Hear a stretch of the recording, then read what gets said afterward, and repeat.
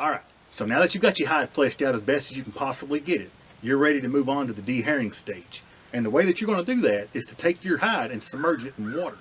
Now, this is just plain water with the exception of having some hydrated lime in here at a rate of 1 pound per 10 gallons of water. Now, you don't have to do that. Regular water is going to work just fine, but it will help to cut down on that odor. So, it's important to know that deer hair is hollow and it will float. So you have to use a rock or something heavy to sink that hide all the way to the bottom and just kind of let the rest of it just free float around in the water. And it's going to soak into that hide, make it plump up, and then the hair will just slip right out of it.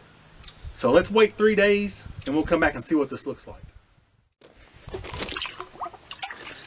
Now after your hide has been soaking in water for up to 3 days, it should be ready. Now what you're looking for is that hair to just fall right out of it. I mean, with no effort whatsoever. And I'm gonna get a close up here in just a second of this epidermis layer. And you have to get that epidermis off too. And you gotta be really careful. Make sure you get it all so that you get a really uniform tan. So let's go on and get this on the fleshing beam and I'll get you some close up shots of what this looks like.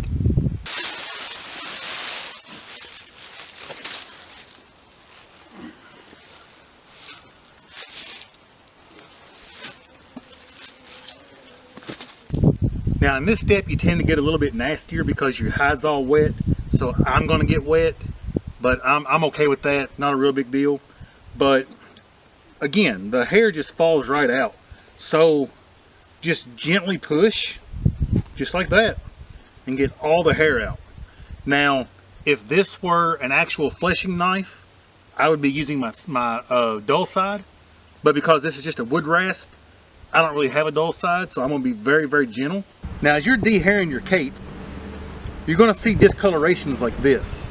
This is what your epidermis layer looks like. And you've got to get that off, and you want to get down to this nice white leather. So, if you don't get this off, it's not going to tan correctly, and it's not going to break real even. So you want to get this as even as you possibly can get it.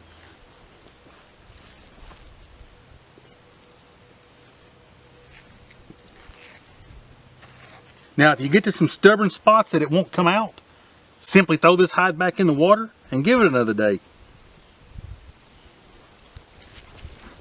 Now when you get to stuff like this, which is where your bullet hole is, or you accidentally cut the hide, you want to make sure that you work towards those places.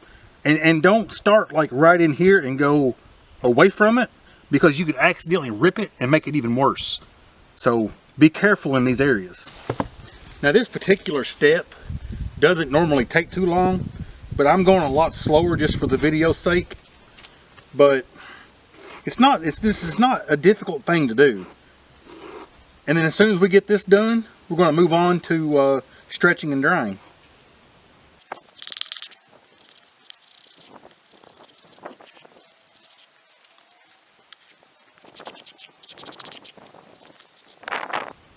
Alright, so I've got about 75% of this hide done, and I've hit some stubborn spots.